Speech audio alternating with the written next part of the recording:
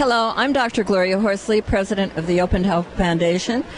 It's my honor today to interview Linda Goldman, and we are going to talk about great answers to difficult questions about death, her book, but also she's written another wonderful book we want to show you, Children Also Grieve, which is a beautiful book for kids, and Linda is just a huge expert on grieving children.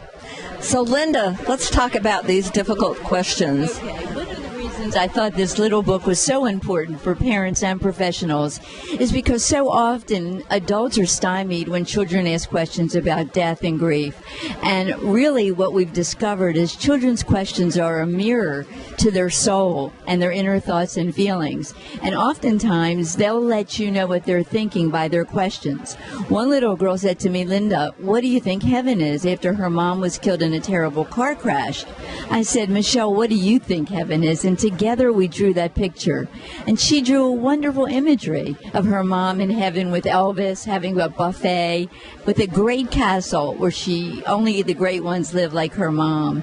Some of the questions that children have are, well, I forget my person. And so we do memory work to help children remember. They can have memory boxes and memory books and lots of different things like that. Another thing that children worry about a lot is their parent or guardian if someone close to them dies. And so we ask children the question, what are the things you worry about the most? And then we help them to solve that problem. One little girl, in her top worry was that Dad didn't wear a seatbelt. So she decided to write him a letter and ask him to do that. He signed it and said he would love to wear a seatbelt. You know, I love what you're saying, because if a child asks a question, it's because they've formulated some kind of an idea already in their mind, isn't it? Right. It is. And so often children feel neglected and less than if they ask the question and they're not answered. And I know that adults have a difficult time finding the words to use to talk to children about death. But as Mr. Rogers said, what is mentionable is manageable.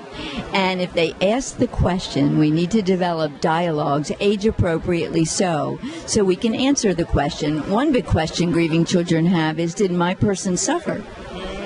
We can't always answer that question, but we can begin to find out what the child is imagining happened when their person dies. It's always good to ask questions back, like, what do you think happened? Because you'd be surprised how children take things literally and concretely. After 9/11, young children especially thought every time they saw the terrorist attack on the media that it was happening over and over again for the first time. So it's very important not only to answer their questions, but to be sure they really understand what happened. Well, Linda, thank you so much for all the work you do with families. I'm Dr. Gloria Horsley, and you've been watching an Open to Hope video. Thank you.